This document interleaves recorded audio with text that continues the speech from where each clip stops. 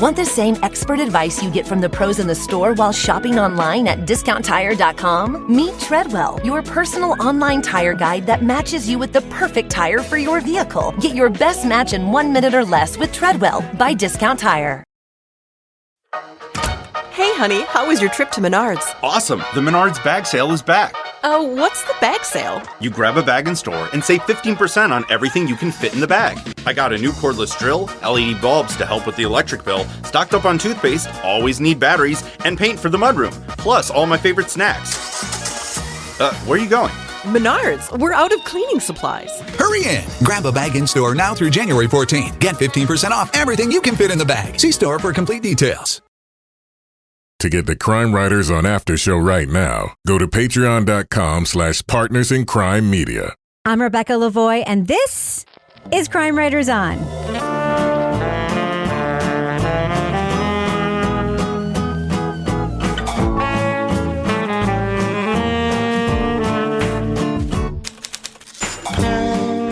Crime Writers On is the original true crime review podcast that digs into true crime, pop culture, other podcasts.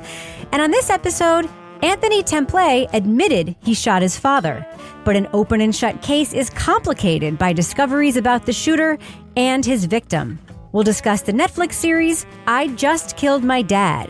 Joining me to get that done and more is true crime author, TV journalist, and host of the These Are Their Stories podcast, my husband and love of my life, Kevin Flynn. Hello, Kevin. Rebecca, I'm so excited about Thursday. Why? Because we're going to be doing a live Crime Writers On Zoom call thingy. Yes. We're going to record on Zoom, and we'll talk more about it in the business section, but I don't want to forget about it. Go to crimewriterson.com, get the Zoom link. Everybody can come in and watch us do our funny thing. All right. Is this one going to be clothing optional too, or do we? Well, why do something different? Toby. The Zagnut shirt, nice. Nice. Lars wearing a Zagnut shirt, yeah. Also with us is private investigator, certified pet detective, resident cat lady, author of Dead on Deadline, and the upcoming The Final Curtain, Laura Bricker. Hello, Laura. Hello, Rebecca. Yeah, Exeter is about to get hopping with the release of book 2, so I hope to see y'all there. And finally, our resident Doubting Thomas, author of the City Trilogy of novels, host of the Strange Arrivals podcast, and our very own Patreon Deep Dive Book Club podcast host, Toby Ball. Hello, Toby. Hello, Rebecca. All right. So, Kevin, I believe this is our final weekly show of the summer, right? We'll only have one on Monday, and then the following week, Monday and Thursday releases. Yeah. So what is coming up on next Monday's show? On Monday's show, we're going to be talking about the new Wondery podcast, Who Killed Daphne? By the way, that's the review we're going to be doing on our live broadcast on Zoom. More information about that in the business section. Also, on Thursday, next Thursday, we're back to bi-weekly episodes. We are going to be talking about The Sunshine Place. Okay, well, we have a really interesting topic to talk about, so I'd like to just get right to it. Should I go ahead and drop that first clip right now, Kevin? Do it. All right. Well, it's important because my life is on the line, and I want people to know that I'm not crazy, and I'm not a murderer, and I'm innocent. In June 2019, Anthony Templet told police he shot his father after an argument in their Baton Rouge home. It seemed to be a straightforward case, but then information came to light about Anthony that even he didn't know about. Part of the puzzle is this flyer that actually surfaced from over a decade ago, claiming Templet was taken from his own home by his own father. This all raised new questions about the victim. Was Burt Templet the generous provider he seemed?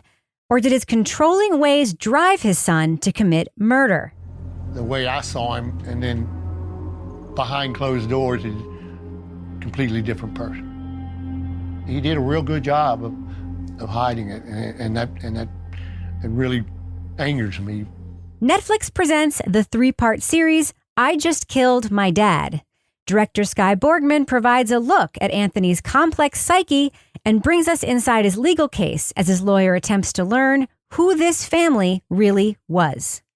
Spoiler alert, we're going to be talking about plot points from I Just Killed My Dad. So if you want to remain spoiler-free, go to the estimated time code in our show notes for our thumbs up or thumbs down reviews. The title's a pretty big spoiler, though, right? Pretty much.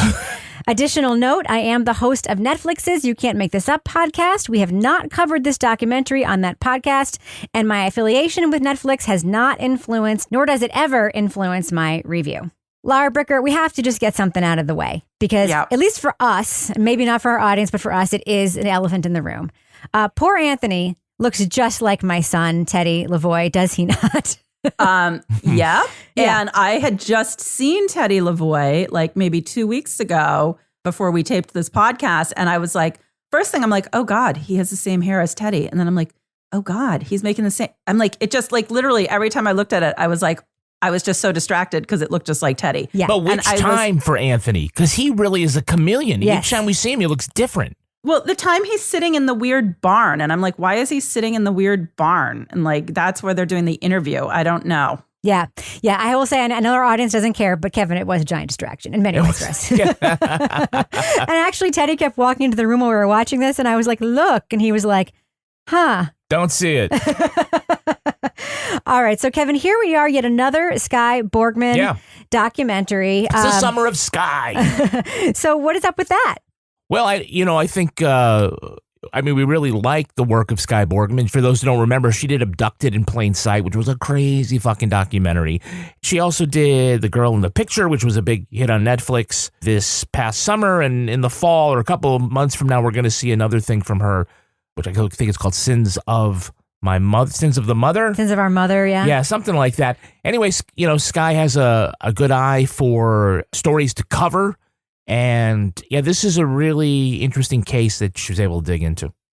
All right. So, Toby, this story has an element to it that we hear all the time, which is prosecutors talking about something extra textual besides actual evidence, which is, quote, the look in the perpetrator's eyes or his affect. Thoughts about that?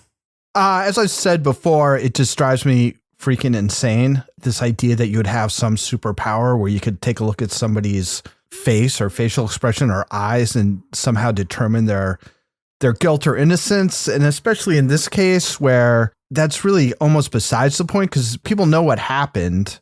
It's just a matter of the circumstances that surround it. And she doesn't end up seeming as unreasonable as she does at the beginning. But at the beginning, she's like, I looked in his eyes and there was nothing there. It was vacant. And so could I let this guy back out on the street? When I watched the interview the first time, it was like, oh my gosh, there's not a tear shed for his father. As you learn more about him, you can kind of understand what the deal was. But even if you didn't know that, he's like, well, it's likely that he's scared out of his mind as a 17-year-old who's being tried as an adult, as in an adult jail. So how do you think you can get anything out of his expression in his eyes? It's just bizarre. It's just a horrible way to think that the justice system works is by the impression that a prosecutor has by looking at somebody. Yeah, I agree that the idea of trying to determine someone's actual guilt based on how they reacted or how they didn't react, I think is very problematic. I will say as far as the documentary goes, and this is probably something that played into, the thoughts of police and the defense and whatnot, is that, we know right off the bat that what happened and that Anthony doesn't seem to be really upset by his actions. So we're puzzled as why did he think he was just going to go home? And, he says up front that he's innocent and his sort of detached affect is, really disconcerting. But I think part of where we're going, because we already, we're not going to spend this documentary wondering if he was the gunman. We want to know why. And so I start off thinking, okay, is he a sociopath or does he have an antisocial disorder? And as this unfolds, we see that, more of the circumstances which might account for that affect. So while, God, please don't hold his affect against him in court, I think as we are exploring him as a subject in a documentary, that's a point to watch. And because we're trying to figure out, is that his nature or was that his nurture? So, Laura, one of the things I always think about with this affect conversation, and I'm not going to give any examples from recent cases because I do not want to get a million viral trolls tweeting me, is that you cannot win with affect, right? If you're too calm, then you're soulless. If you're too expressive, you're faking it. Like, you cannot win, right? And then in this kid's case, what we see as blank affect, there is a reason. Like, that is like psychiatric and psychological, as we later find out, right? Yeah. And I think, for me, as I was listening to the prosecutor talk about his lack of affect, I'm like, this is like this sort of setup that we see in, okay, we're being led to believe, like Kevin said, is he a sociopath? And then we're getting the flip. No, his home life was a freaking nightmare. So yeah, his expressionless sort of delivery and the way that he was talking is actually an indicator of longstanding abuse, isolation, and basically living in fear for his whole life and having to survive in this situation with this father who is just absolutely, from all accounts in the way that it's described, both from Anthony and from women that were with him, very abusive. So I think that really makes a lot more sense when you get that context. But whether, that's going to translate, again, are you going to be able to introduce this information in the trial in such a way that you have concrete information about that abuse that doesn't necessarily, like, because you can't just look at somebody and be like, oh, I think this person's guilty. I think this, that's not how it works. So you can't just look at his vacant expression and the fact that he's not exhibiting emotion when he's talking about this and use that in a way that's actually contributing to the decision-making in this case. One of the things I was really surprised by, and I think this is going to come up, I'm going to talk about this probably later, maybe in my review of this, probably a symptom of the fact that Anthony's white, was the professionalism and care with which he was interviewed by this police officer when he was brought into the station. But one of the things that comes out when he is asked about his schooling is whether he can read or write. And he says, I can write, I know all the letters. If you're homeschooled, do you have different grade levels? No. My education is not grade. Okay, so you know how to read? I know how to read. You know how to write? I can write every letter in the alphabet. This is a 17-year-old. And we learn from his stepmother that he basically can't, right, Laura? I think, yes. And that particular detail with the stepmother showing the piece of paper where he's writing his letters and learning basically the extent of his isolation, that was so heartbreaking to see that part unfold, because to me, that was one of those details almost more than anything that really conveyed how awful and how isolated and how abusive Anthony's childhood was. And then, obviously there was the cultural references that he was missing. Like, he didn't know who like certain actors were. He didn't know anything about his mother, things like that. There was a lot that when it starts to come out, but that particular detail, and when she was showing the sheet of paper, I was like, oof, that was like one of those like really kind of gets you in the gut moments when you're thinking about what this person went through. What do you think of the fact that no one caught that he wasn't going to school, Toby? Because I know that happens in New Hampshire because like homeschooling rules here are very lax. You can essentially just attest that you're homeschooling your kids here. And, the state will say, okay, I don't know what they're like in Louisiana, but were you surprised that like no one ever caught on to the fact that this kid wasn't even getting an education of any kind? Yeah, it seems, again, I don't know much about homeschooling or what kind of checks there are for things like that, but the stepmom, for instance, like that would seem like a red flag to me if I was her, and I think it was for her family. It's just like, what the fuck? Why isn't this kid going to school? And he's not just not going to school, he's not getting any kind of supplemental anything at home. And then when the dad fills out his job application for some nursery, he puts down Kaplan Prep, which is an SAT prep program, or it's a prep program for a lot of those standardized tests. He had to fill it out because his son couldn't write. And, they do talk to the father's like quote unquote best friend, and it's like, well, yeah, he seemed kind of checked out and stuff.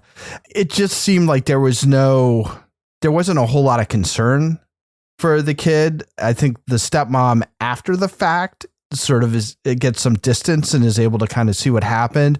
And I think the stepbrother is probably like the one ally that he has, but he's also the victim of abuse. And I think there wasn't really a way for him to stand. I mean, there was a way, but it was going to be kind of fruitless for him to stand up. And I think both kids saw that when it comes to bringing in the law, it has no effect, right? The police won't do anything about it, and it just leads to more trouble for them. So it seems like the isolation was pretty total.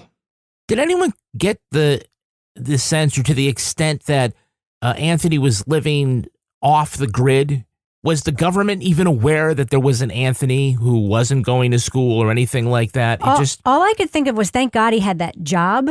Because the government had to be aware he existed because he had to fill out like a W-2 or whatever, right? Must have a social security number. And if he didn't have that job, like nobody would have known him. Like those the people that knew him were his coworkers. And we saw that it was his coworker who was the one who sort of triggered the investigation into like who he was after he was arrested, and the one who sort of was his advocate after he was arrested, who believed like there must have been something else going on. It was his colleague at the nursery, right? Yeah. I was looking on there to see what it said for education, and it said Kaplan Prep. When I went back and researched Kaplan Prep School, it was actually not a prep school. It was a website to order standardized testing materials. So he actually was never homeschooled. That's when I kind of thought, okay, maybe something is going on. But there's also these court cases, right? When, the custody was being, I guess, fought over. I mean, it all seems kind of sketchy, but it's just surprising with these court cases that there wasn't any kind of follow-up whatsoever. And maybe that's just the way the justice system is down there. But yeah, I mean, if he hadn't gotten the job, he could have just gone on and on and on, it seems, because nobody seemed that interested. And the people who knew him were so cowed by the father, I think, that they weren't going to do anything about it. Want the same expert advice you get from the pros in the store while shopping online at discounttire.com? Meet Treadwell, your personal online tire guide that matches you with the perfect tire for your vehicle. Get your best match in 1 minute or less with Treadwell by Discount Tire. Save big money on Clearview Cabinetry. Clearview Cabinetry starts as a kitchen built for now and grows with you as life changes. It's flexible by design with full access cabinet construction, so you can go from doors to drawers for storage that works when you need it. Explore Clearview's cabinet options in store and on Menards.com and save big money today. Big buys, big savings. Check out more of our great deals going on now at Menards. Save big money at Menards. Ready to pop the question? The jewelers at BlueNile.com have got sparkle down to a science with beautiful lab-grown diamonds worthy of your most brilliant moments. Their lab-grown diamonds are independently graded and guaranteed identical to natural diamonds, and they're ready to ship to your door. Go to BlueNile.com and use promo code WELCOME to get $50 off your purchase of $500 or more. That's code WELCOME at BlueNile.com for $50 off. BlueNile.com. All right, so Kevin, here we are. It is time for the business section. Yep. What have we got going on our Patreon right now? Well, you can listen to the latest episode of Leave It to Bricker. Brixie! Laura's always getting in trouble. And Laura, tell us about the latest episode. So you guys, oh my gosh, I love it when I get a random call from Dean the UFO guy. He called me last weekend and he said, Laura, you have to get over to the new development that's happening at this section in town. They found what could be the Exeter catacombs. And I was like, oh my God, I am there. And so I went out immediately and investigated, and you will learn all about what I found in the next Leave It to Bricker. Oh, mysteries in her small, quaint AF town of Exeter, New Hampshire. Like mummies and stuff down there. They wouldn't let me go down the ladder, so I'm not sure. But I got as much information. Yeah, there's this thing called OSHA, apparently. Yeah. Just go back after hours, Laura. We also have our latest episode of Married with Podcast, where Rebecca and I dish out relationship advice for our listeners. By the way, tomorrow night, you can, if you are a member of Crime Writers on Nation, you can take part and watch Toby's live recording of the Deep Dive. He's going to be talking about the book When the Moon Turns to Blood. It's by Leah Satilli. In fact, Toby, this is the other case that Skye Borgman has been doing. She'll have her documentary about the same case out, later this year. But we all know that Leah does a great job in her reporting. I can't wait to hear what your thoughts are and the thoughts of your guests, which include Janet Varney, Sarah D. Bunting, and Amber Hunt, right? All-star panel. All-star panel. Yeah. So that's tomorrow night, September 6th. Yeah, and that podcast will be out later on in your Patreon feed. Yep. Also want to let you know the latest episode of These Are the Stories is out, and it's about Barbara's unconditional love. Remember the last episode of the last season? I do. And we'll get into that. Last thing we want to let you know about this Thursday. Okay. We're going to be doing a live recording of Crime Writers On. Yay. The four of us will be on Zoom. Yay. And anybody can just jump on and watch us record and yell at each other and swear and see what we're drinking and all the usual behind-the-scenes crap that you don't ever get to see. Just go to crimewriterson.com. The Zoom link is there. Anybody can come on, doesn't cost anything. Yes. And we'd love to have you. They can see Toby's amazing outfits. They can see Laura paying super focused attention during the whole taping like she always does. Yeah, like a squirrel runs by. I'm so excited for that. All right, so Kevin, before we end the business section, do we have any Patreon patron saints of the week this week? Our Patreon patron saints are Petter Nybreton and Beth Vorel. Bless you. Bless you, Petter and Beth, and everybody who supports us on Patreon. And of course, bless you to all of our listeners who endure the business section week after week. Kevin, does thus end it? Thus ends the business section. I'm going to go ahead and fade that music out right now. Laura, you also have questions about how this was able to go on for as long as it did, how the situation with Anthony's father, basically him creating this fortress in this home that they lived in and isolating this kid, was able to go on for so long.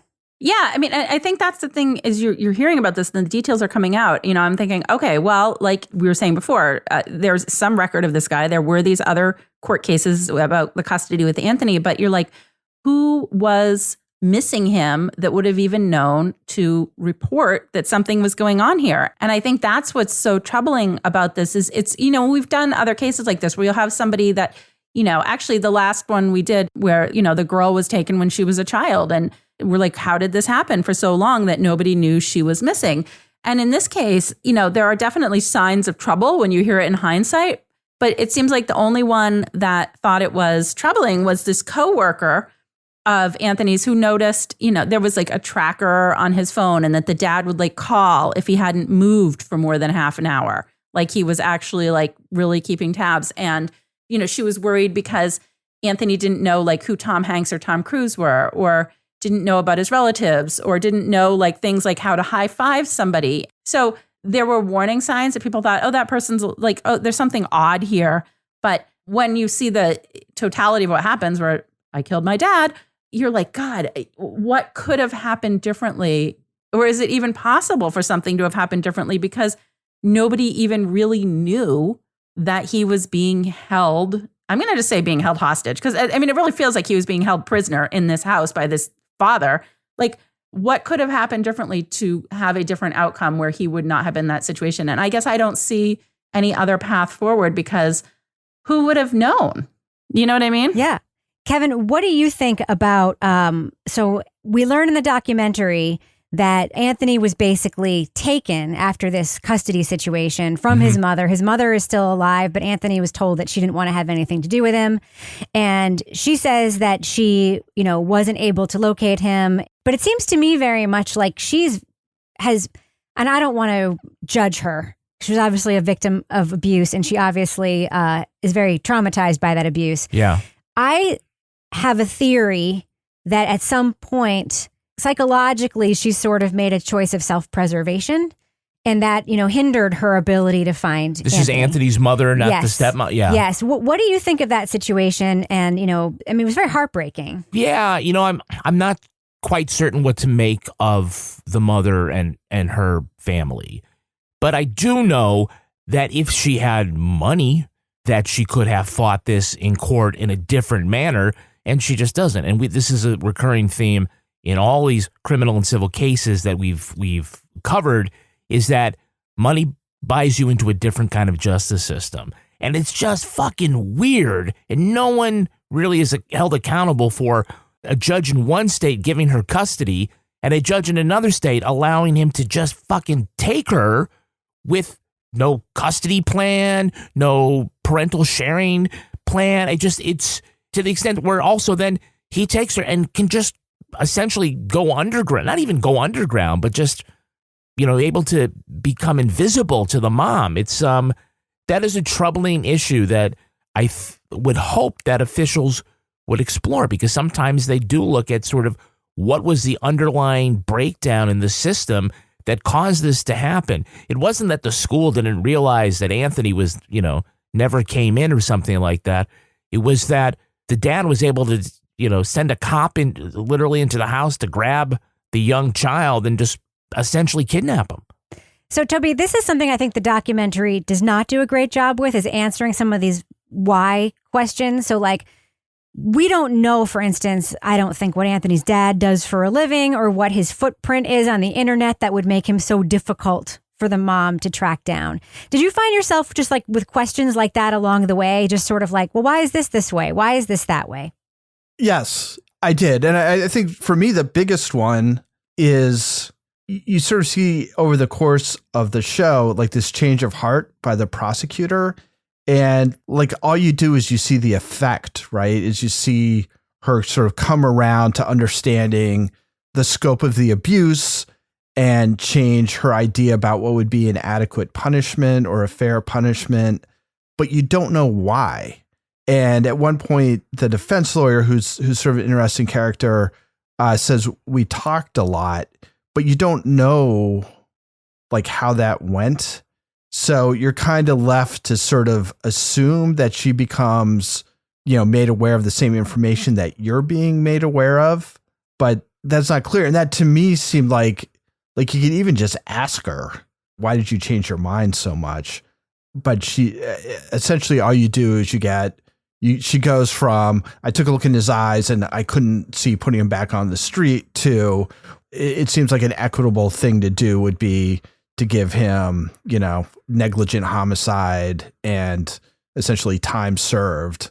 And that would be adequate. And it's like, well, why? Like, how did that journey happen? It's strange. Like it feels like it's building to some courtroom climax or something like that. But in fact, it's just like, well, then she agreed with our theory of the case. So now this is where he is. He's free. It's like, oh, anticlimactic. Right. Yeah. So it's like, okay, so now he's going to hang out with his mom by this pond. And yeah, I mean, it almost made it seem, Laura, and I'm guessing maybe like COVID was the problem here, because we saw people with masks in the background coming in and out of the courthouse or whatever. But like, it's almost like the viewer, we don't get the satisfaction of seeing this badass lawyer do his job after we're introduced to what a badass he is, right? Yeah, absolutely. And I think, and because he definitely had a lot of sympathy for Anthony, like he, related a lot. He was definitely going to stand up for him. But I think this might have benefited from a little bit more time because, we have that COVID factor where we're filming during COVID. But now we also, like, I would like to know what happens to Anthony now. Like, after this horribly shitty, abusive childhood, after everything that happens, like, what kind of life does he have going forward? Is he recovering? Is he in therapy? Is he with his mother? I think that scene with his mother and his grandmother when they're out there was, like, to me, one of the most heartbreaking / awkward scenes of this documentary, because they were all just so uncomfortable. No, I just said, I want you to be happy. Are you happy? Yeah, I'm pretty happy right now. You still got a lot more lives to go. Yes. I've started over many times. Yeah. Yeah. I'm 82 years old, so I may not get to see you again after this. But remember me. All right. Okay. So I guess I just want to know more, like, what's next? If we're not going to see the court scene and we're not going to see that guy take the, this case forward, I kind of want to know, like, what happens next with Anthony? Kevin, it really was a stroke of luck that he got this free, badass attorney, right? Yeah, I think one of the interesting things that we got from this guy, and I don't know, he's this street tough, lawyer. I don't know if I really saw that or not, but the mock jury focus group exercise I thought was really interesting.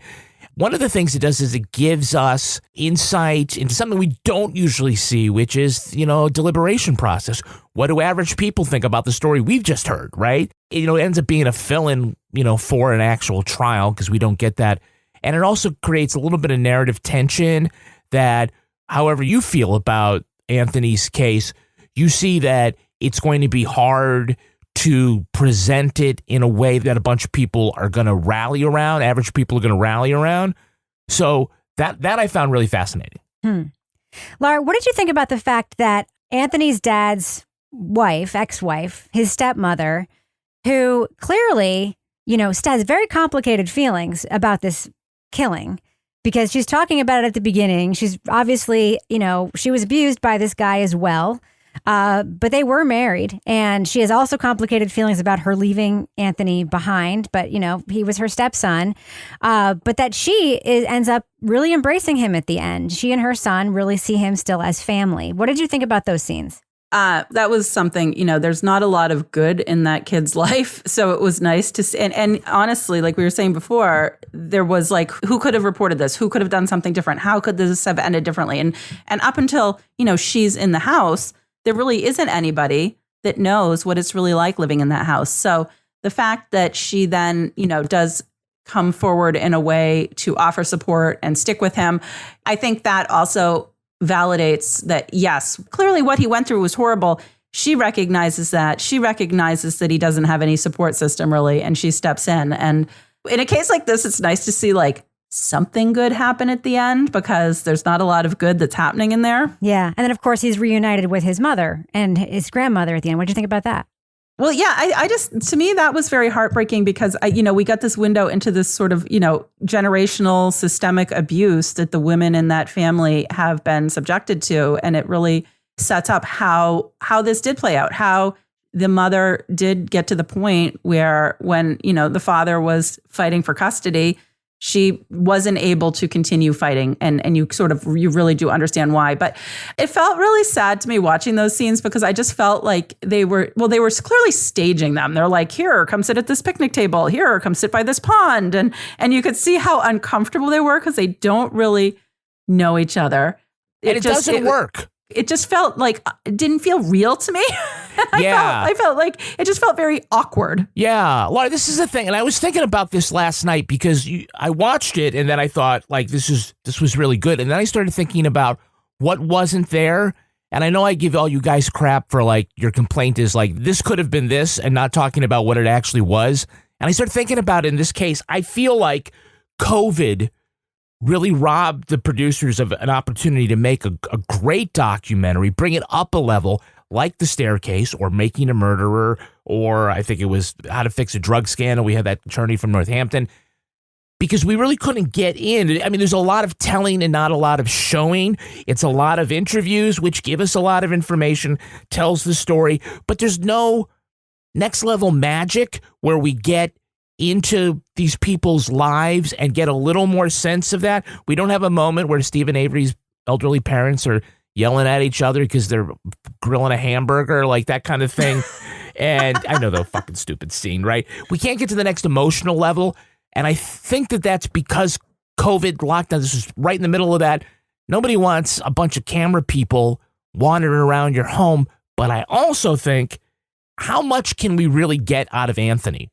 Right? Are we going to really get a whole bunch of emotional insight from him if we're spending time with him in his house, because he doesn't seem to be emotive?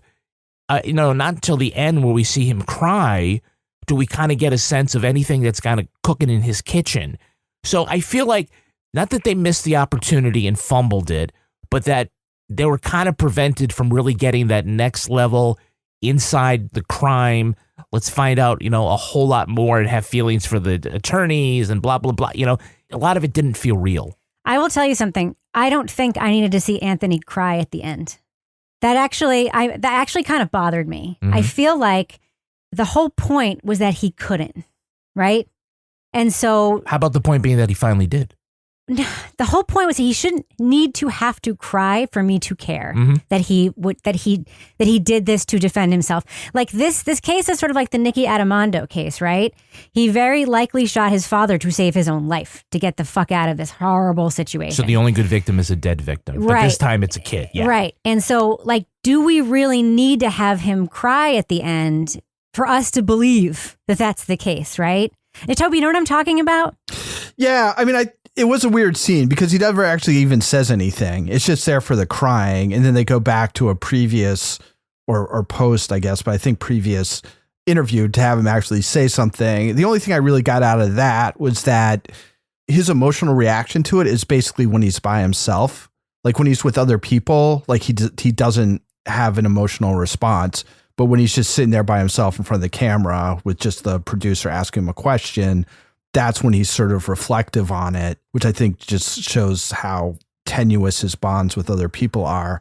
And it was interesting when you guys were talking about like these awkward setups, and I hadn't really thought about it this way. I thought about the awkward setups, but not so much about how it's sort of compensating for the fact that they don't have that much actual genuine stuff. But there's always sort of an artificiality in these things to some extent, unless you've really just got a ton of archival footage or whatever that you're using, or you have just absolute access. But I thought an especially artificial setup was after you've already watched Anthony sort of awkwardly hug his lawyer once they're freed and they're on the courthouse steps or whatever. There's another scene where they're like in a park or something. And you see them from a distance hugging, and then the lawyer kind of walks off, and then you kind of get closer to Anthony and he's like staring off into the distance on this bench, and it's like, oh, what's going to happen for the rest of his life? I'm like, that's such a weird artificial thing. Is that really their last? Are we supposed to think that's their last meeting? It's like, well, you know, as a way of like saying goodbye after this long thing, why don't we meet at this random park where there's nobody and we'll just hug, and I'll go back to the parking lot and you can just hang out on this bench for a while. But that's what it shows. Wait for your Uber. Yeah. And 100% they would have gone to Waffle House or something. They would not have done that. Yeah. And I think it was supposed to be this sort of emotional catharsis because there's no other way, because that's not the way Anthony kind of reacts around people. So it was a combination of that and then showing him crying, which again, and we haven't, I mean, this is something we talked about at the very, very beginning of Crime Writers, which is, what do documentarians leave in? Like, are you doing a disservice to these people who you're following and who are the subjects of your story by showing these emotional reactions that they're trying to hide? And in this case, there's not even any context for it, right? You just hear the question and then he cries, but it doesn't lead to anything, right? It's just the fact that he's crying is what you're showing. So yeah, I mean, I thought it was like difficult to watch, and I think not the decision I would have made with that footage. I think that was fine to let him keep his privacy on that one. Want the same expert advice you get from the pros in the store while shopping online at discounttire.com? Meet Treadwell, your personal online tire guide that matches you with the perfect tire for your vehicle. Get your best match in 1 minute or less with Treadwell by Discount Tire. Jewelry isn't a gift you give just once. It's a way to remind your loved one of a beautiful moment every time they see it. Blue Nile can help you find the gift that says how you feel and says it beautifully, with expert guidance and a wide assortment of jewelry of the highest quality at the best price. Go to BlueNile.com and experience the convenience of shopping Blue Nile, the original online jeweler since 1999. That's BlueNile.com to find the perfect jewelry gift for any occasion. BlueNile.com. Ryan Reynolds here from Mint Mobile. With the price of just about everything going up during inflation, we thought we'd bring our prices down. So to help us, we brought in a reverse auctioneer, which is apparently a thing. Mint Mobile Unlimited Premium Wireless. How to get 30, 30, bit to get 30, bit to get 20, 20, 20, bit to get 20, 20, bit to get 15, 15, 15, 15, just $15 a month? Sold! Give it a try at mintmobile.com/switch. $45 up front for 3 months plus taxes and fees. Promo rate for new customers for limited time. Unlimited more than 40 gigabytes per month. Slows full terms at mintmobile.com.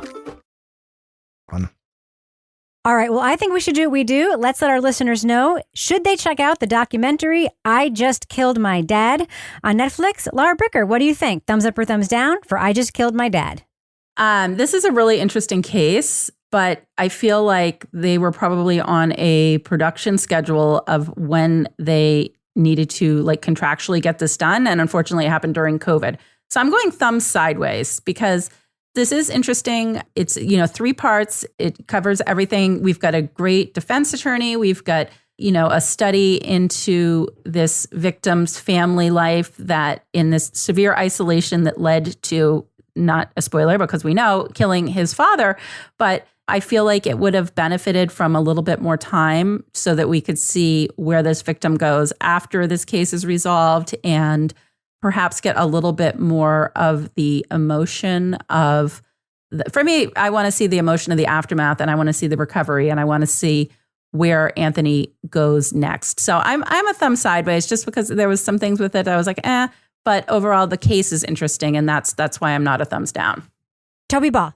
Yeah, I'm a thumb sideways too. I mean, I think there's a really interesting question at the center of this, which is, how do you sort of legally conceptualize somebody's life being in danger? Does it have to be like, right now I am about to stab you? Or is it, you're living in a situation in which at any moment I could stab you, but maybe not right at this moment?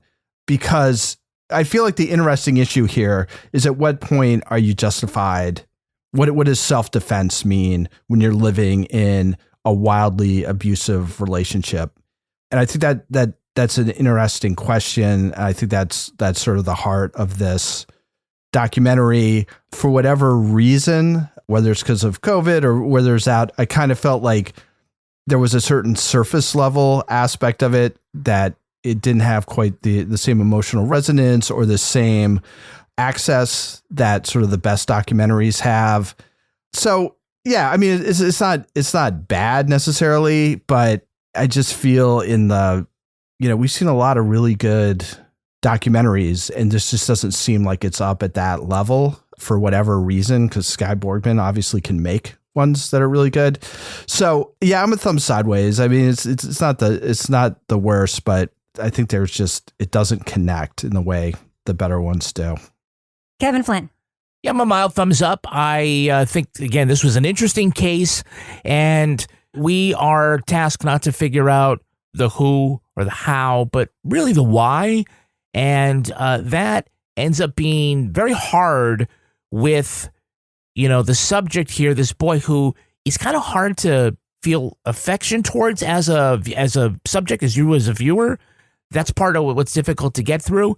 It tells a good story, but I feel like, I don't know, I'm going to say if the opportunity was missed, but I wonder whether or not there was anything there to mine emotionally with these particular people. Because we definitely see that they're not coming in after this is all wrapped up. They're coming in the middle of it. They have access to all these people, and I just don't know if they were able to sort of capture the magic there. They got the craft, but not necessarily the magic involved in that. And I don't know if that's their fault or whether or not just like emotionally, you got a lot of people who are closed off. And if you want to have an emotionally resonant story, that's a big challenge. But as far as the crime itself and what it's told very well. And I think that if you're looking for just an interesting case to kind of dig into, this is for you. Yeah, so I agree with everything you said, Kevin. I'm giving it a thumb sideways as well. So I don't know whether this was the very best material that Sky could possibly have gotten. Obviously, it's put together really well, right? But I didn't connect with it emotionally at all. And it's not because of Anthony. I think I connected with him tremendously. I mean, I am the parent of boys who are very recently his age. I found him to be a very empathetic character, but we don't have a protagonist in this story, really. We have Anthony telling us what happened. The closest thing we have to a protagonist is Anthony's lawyer, and we spend very little time with him. We don't spend time with him in his office making the phone calls he needs to make to navigate this case. I think of the trial 4 potential of this story. We could have turned him into like a Rosemary Capiccio, whatever her name was, and really like dug into his fight a little bit harder, and that maybe is where the resonance could have come from. But again, we don't know if there wasn't access there because of COVID or some other reason. So there are just some missing pieces. I have more questions about Anthony's dad, what he did for a living, why he was so isolated and so forth. I have a couple of other questions too that I think the documentary could have explored. The domestic violence parallel, why Anthony was able to get the result he was able to get, by why so many women don't get the same results when they are accused of the same crime, not an imminent threat of killing. And I also have a lot of questions about the fact that Anthony was white and received a kind of justice that I think a lot of people of color would not receive in a similar situation. And those were questions that the documentary didn't explore and didn't touch. And as a woman, I had questions about domestic violence and questions about the sort of white sort of privilege underlining this. So well made. Didn't connect, and a few too many questions. But so that's why I'm a thumb sideways on this one. Now it's time for my favorite part of the podcast, a little something I like to call the crime of the week. Be careful what you throw in the trash cans in Hong Kong. The barrels are labeled litter cum recyclables collection bin. That's right, CUM collection bin. Influenced by its years of British colonization, some of Hong Kong's bilingual street signs and government documents contain archaic English phrases. The Latin word cum means combined with, and in the U.S., we use it in phrases like summa cum laude or to describe someone as an actor cum podcaster. Now, we don't usually put the word cum on a street sign, but in Hong Kong, you can see plenty of cum on the walls. There's one sign declaring a building a nursing home cum daycare center. A government press release describes an official going on a cum sharing with youth activity. Other releases refer to cum management, cum facilities, and of course, a cum pumping station. After many Snickers and Facebook posts by Western tourists, oh, look at Lara's face. The government has gone on a campaign to paint over the word or cover it with a sticker with a slash on it, because we'd all rather go to a musical / carnival than a musical cum carnival. So panel, it's a big dirty city. What should Hong Kong do with all this cum? Lara Bricker, what do you think? Set up a slip and slide. Oh, jeez. Yeah. Oh, Toby Ball, what do you think Hong Kong should do with all this cum? Cadbury Cream Egg Factory. Oh my God. Kevin, what do you think? I think they need a really big sweat sock. All right. Well, I'm going to leave it there, and that's going to do it for us. But before we go, Lara Bricker, do we have a cat of the week this week? We do have a cat of the week. It is Jerry. He is from Ireland.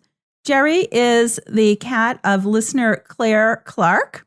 And Jerry is a twin of my new favorite cat at the horse barn, who's called Sweetie. And so we've been exchanging cat pictures. And Jerry is a very sweet little tabby cat. And I just love an Irish cat. So happy cat of the week, Jerry. You do love the Irish things, as we have learned. I do. All right, Lara Bricker, folks from Ireland want to reach out to you on Twitter and pitch their cats to be cat of the week. How can they find you there? They can find me at Lara Bricker. And Toby Ball, folks want to find you on Twitter. How are you found? I'm at Toby Ball NH, and I think that's Claire Clark, who is a frequent deep dive Yes. guest. Mm-hmm. Kevin Flynn, what about you? What's your handle? I'm at Kevin P. Flynn. And if you want to follow me on Twitter or Instagram, I'm at Reb Lavoie. Follow the show on Twitter at Crime Writers On, and please join our incredible Crime Writers On Facebook group. The folks there are rad. Support the show at patreon.com/Partners in Crime Media. You'll get the Crime Writers On After Show, Married with Podcast, Lara Bricker's Leave It to Bricker podcast, and Toby Ball's Deep Dive Book Club podcasts. Our theme song was composed and performed by Ty Gibbons. Our line editor is the incredible Olivia Burdett. The executive producer of this fine program is Kevin P. Flynn. This show was recorded in the Yoga Loft above the Bodega in Bay St. Louis, Mississippi studio, otherwise known as Studio C, also referred to as a closet cum studio. On behalf of all the crime writers, thanks so much for listening. We will catch you later. Dude, we didn't do like an adult warning before the crime of the week. Okay. So many parents right now are like explaining this to children. Sorry, kids, never listening to that podcast again. Toby Ball's mom is so shocked and upset right now.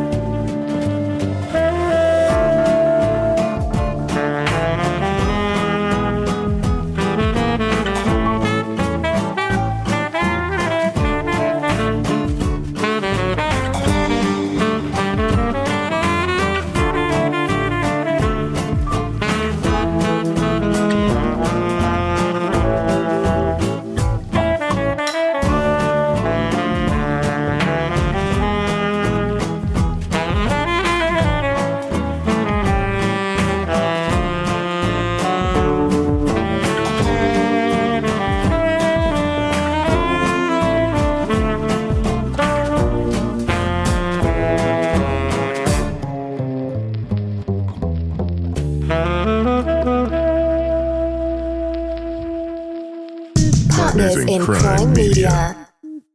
Want the same expert advice you get from the pros in the store while shopping online at discounttire.com? Meet Treadwell, your personal online tire guide that matches you with the perfect tire for your vehicle. Get your best match in 1 minute or less with Treadwell by Discount Tire.